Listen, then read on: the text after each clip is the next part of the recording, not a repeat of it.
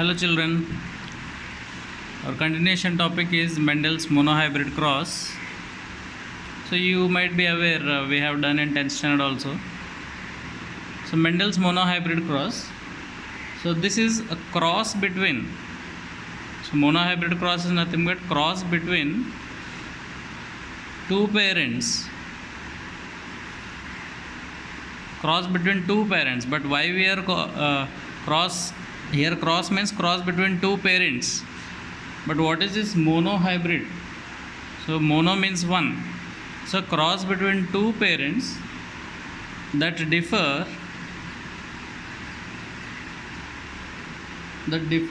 in only one characteristic or in only one heritable character. One heritable character. So here cross between two parents and taking into account only one heritable character. So if I talk about the size of the stem, so it can be tall or it can be dwarf. If I am talking about seed color, it can be yellow or it can be green. If I am talking about seed shape, it can be round or it can be wrinkled. So here taking into account only one heritable character, and if we are crossing between parents, like suppose I talk about stem height, this is the character stem height. So if I am taking the cross between two parents which are differing in only one character, that means if I take one parent as tall and if I am taking another parent as dwarf, so this is called as the differing in one heritable character. So differing in one heritable character. So capital T, small t, small t. So this is the cross between two parents which are differing in only one heritable character. I am not taking any other character, but I am talking about only about stem height here. So here Mendel has shown how he has performed many experiments, how he is getting the ratio, genotype, phenotype. So that we will be seeing. So the F1 generation. So earlier when he is taking the parents, so I am taking parents as capital P. So he is taking pure tall, that is capital T, which is female, and is crossing with pure dwarf, this small t as male. Okay, female pure tall and male pure dwarf. So you might be thinking, sir, what is this? Why female will be tall and why male will be dwarf? Okay, I will tell you. Here Mendel has artificially converted the plants into female and male. So I'll explain you how. By the he has removed outbreeding devices. I told you, I have given you some homework. So how he has converted the plant to female? By removing stamens. So if stamens are removed, the male part of the flower is removed. So the plant means all the flowers, taking into account all the flowers. If I am removing the stamens from all the flowers, the plant will become female. And if I am removing the pistils from the flowers, so it will become male. That means only stamens will be left if I am removing the pistil. So this technique is called as removal of sex organs, is called as emasculation. Emasculation is nothing but removal of sex organs.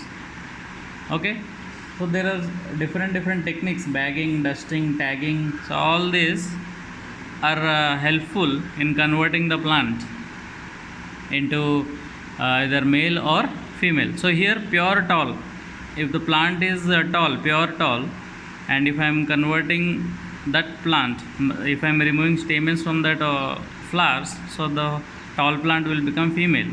And if I am talking about the dwarf plant, if I am removing pistils from the dwarf plant, then it will become male dwarf.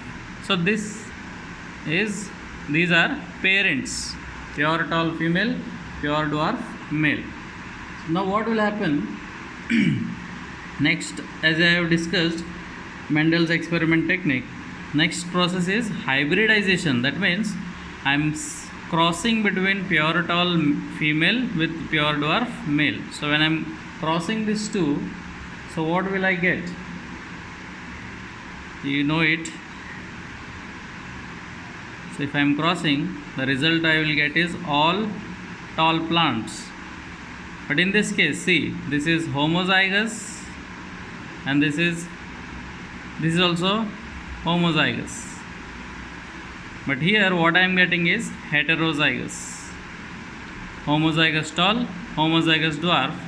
And when I am doing hybridization technique, so F1 generation means first filial generation. That means if I am taking pure varieties of parents, when I am doing hybridization technique, the offspring which I get, that is first filial generation. So filial is nothing but offspring. So first filial generation, what I am getting, all tall but heterozygous. That means the genetic makeup is heterozygous, but the phenotype is tall. So this is F1 generation. Now for F2 generation, what I will do is I will self breed. That means whatever I am getting, so you know Punnett square, capital T, small t, small t. So I am getting this. So all are heterozygous tall. Now what I will do is I will self breed. That means F1 offsprings I will do selfing. Selfing means self pollination. So you know the result again.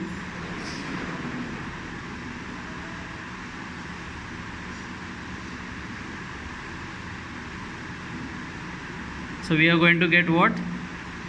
Pure tall, heterozygous tall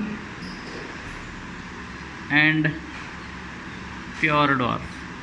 So 3 tall and 1 dwarf, and in that also pure tall, and these two are heterozygous tall, and this is pure dwarf. That means in F2 generation,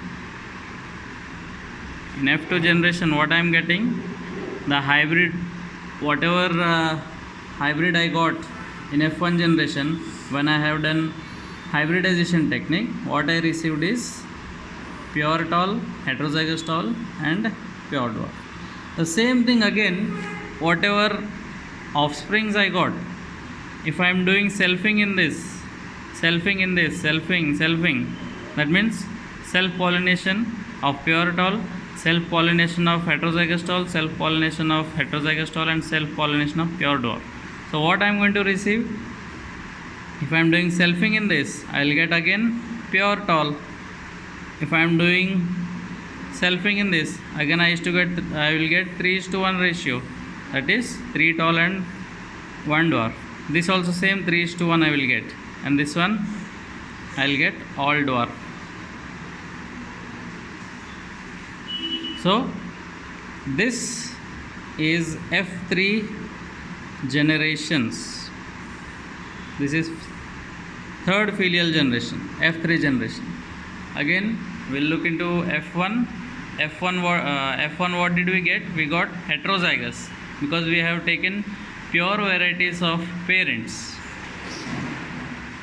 So we got hybrid variety, that is heterozygous tall, and then when I am doing selfing in this heterozygous tall, so I received different varieties in F2 generation. Again F2 generation, when I have done selfing, again we are getting the pure parent varieties as well as the heterozygous varieties in between. So this complete representation shows that the pure varieties of parents are observed.